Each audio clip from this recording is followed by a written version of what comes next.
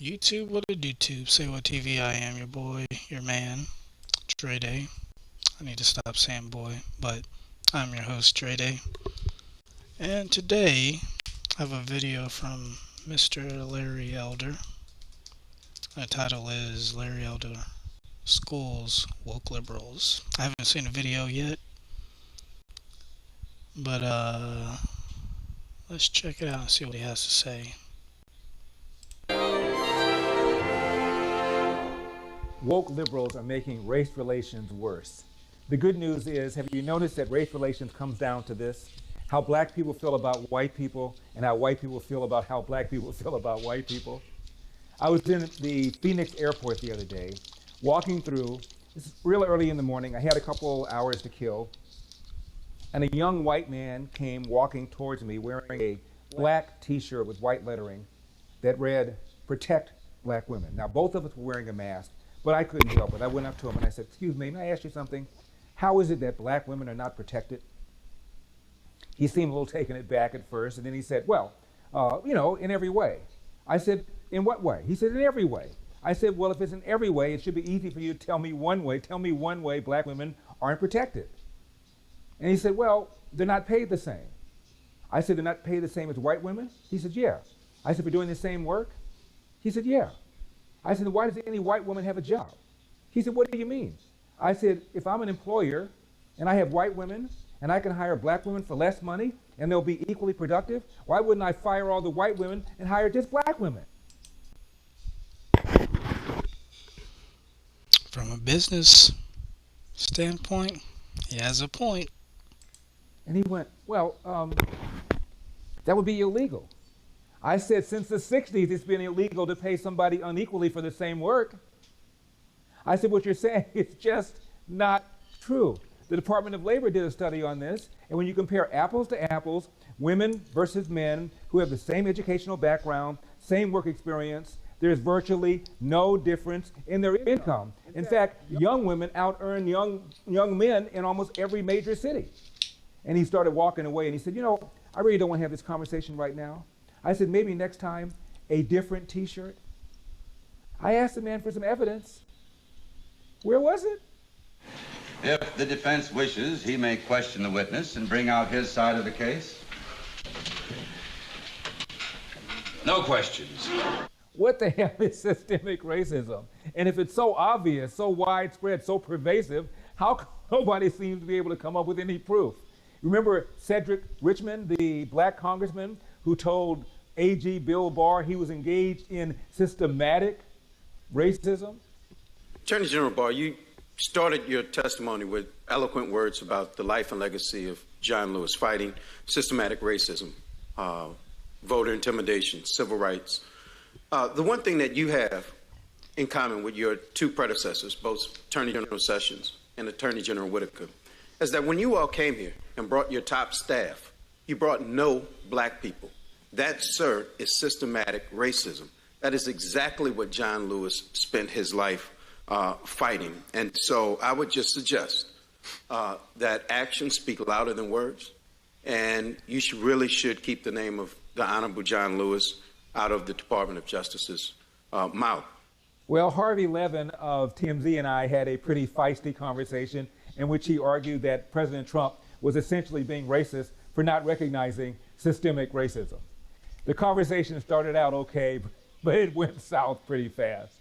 At the same time, Donald Trump is touting that he feels he has been better for African Americans than anybody except possibly Abraham Lincoln. Possibly. And he's trying to paint a fairly rosy picture of what it's like for black people in America under his tutelage. So how do you square the two? This man is doing something about the economy before the coronavirus pandemic, historically low unemployment. The man has signed the First Step Act, which allowed something like 5,000 mostly black men to have their sentences reconsidered and reduced to an average of about 75 months. He's also spent more money on enterprise zones. He's put funding on HBCUs for the first time over a period of 10 years. No one's ever done that before. The president is also saying that there is no systemic racism in America. There is no systemic racism in policing. And There isn't. Okay. All right. There is no evidence of systemic racism whatsoever. In fact, the evidence shows the opposite. I was just about ready to say there's a black Harvard professor named Roland Fryer who assumed, just as you did, that the police were killing blacks just because they were black. He did a study. Not only did he not find it, he found out, which tracked other studies, the police are more hesitant, more reluctant to pull the trigger on a black suspect than on a white suspect. And it's common sense because of people like people in the media who immediately assume that a cop is doing something racist or motivated because the victim is black. They're afraid to shoot a black person much greater than they are afraid to shoot a white person. Larry, you're from Los Angeles, and you know what happened with the Rampart Division. It was an incredible scandal where they were going into the inner city and they were setting people up and planting drugs and doing all this stuff. I mean, this has been going on for a long time. Harvey, 20 years ago, from 1992 to 2002, Los Angeles had back-to-back black police chiefs, even during the O.J. Simpson case. And what happened? Willie But that Williams. doesn't mean That doesn't make it go away, Larry. You can't look at a black police chief and say, therefore, there isn't systemic racism. Right. We had a black president. Is there no racism in America then, Larry? I mean, come on. Wait a minute, first you said systemic racism. Now you're saying racism. Which one do you want? No, I'm saying I'm sticking with systemic. There's no evidence whatsoever of systemic racism. I ask you to prove it. A cop watching somebody run away, a black man run away, shooting him and killing him. A guy walking into a convenience store, shooting him and killing him. Larry, we've seen this. Okay, here's the thing, Larry. I hear what you're saying about the studies. Harvey, let me try it this way. There are 50 million police-civilian interactions every single year. Out of that 50 million, there are 11 million arrests. Out of that 11 million arrests, 60,000 officers are assaulted. Out of all of that, 1,000 civilians are killed. Half of them are white, 250 of them were black. Almost all of them were resisting with a weapon or resisting violently. When you get down to unarmed black men being shot by white cops, you're talking about less than 4% of the total. And unarmed does not mean not dangerous. Michael Brown was unarmed, but he was reasonably perceived as dangerous. It is rare, Harvey. You guys are exaggerating this. When a white person gets killed by a cop, nobody gives a damn. When a black person gets killed by a cop, people are out in the streets. And in Philadelphia, you're talking about a city where the captain of the city council is black. Almost every single member of city council is a Democrat. They've had black mayors. The police chief is a black female, and you're still talking about systemic racism. It's ridiculous. You ought to be ashamed of yourself, really. You're making the country worse. We actually, Larry, I'm going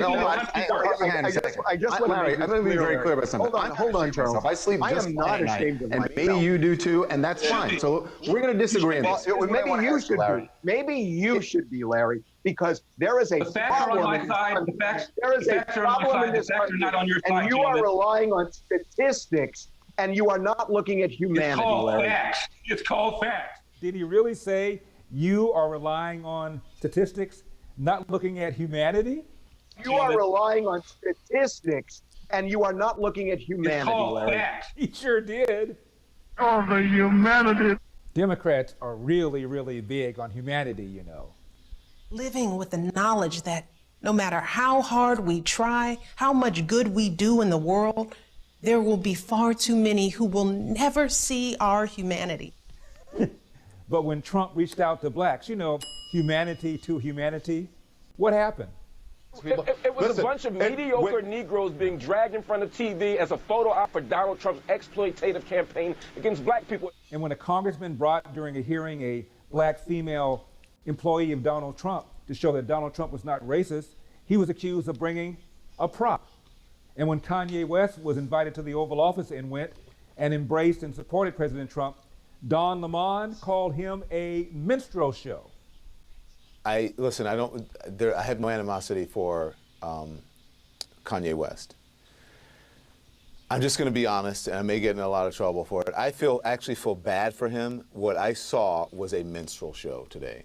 Him in front of all of these white people, mostly white people, embarrassing himself and embarrassing Americans, but mostly African Americans, because every one of them is sitting either at home or with their phones watching this, cringing. I couldn't even watch it. I had to turn the television off because it was so hard to watch. So if you don't bring... Don Lemon brings up race a lot, quite a lot. but yet, and he pushes the race narrative a lot, but he's one of the wealthier blacks that can afford to live in Martha's Vineyard. And I think he has a white husband or something like that. Why don't you get you a black man, Don Lemon, if white people are so horrible? Just my thought. A black person to a hearing, you're guilty of systematic racism, and if you do, well, you've engaged in a minstrel show. Can't win. You know, this sort of thing happens when you ask people who are just convinced about systemic racism, institutional racism. I'm not going to go through the whole video, but if y'all want to check it out, it is Larry Elder with Epoch Times, and just a little viewpoint from me when it comes to the police situation among blacks. I'm from Mississippi, and I've had good interactions with cops. Actually, I had situations where I should have had felonies, been in jail, but the cop was cool and let me slide a few times. But then I had some not so friendly cops, and I don't know if it has to do with Mississippi's history between whites and blacks, but I think it's just a people person. You get some of those cops that are jacked up on testosterone supplements, want to puff out their chest and feel like they have authority over people and abuse their power. But then you get some cool laid back guys that just understand how things go, and sometimes people make mistakes and they treat them like human beings, and we're all on this earth together and just trying to do what we got to do to survive and make a living for our family. But that's my tidbit about the police relations. I know everybody's experience is different, but Say What TV, Dre Day, y'all go check out the video. Y'all have a good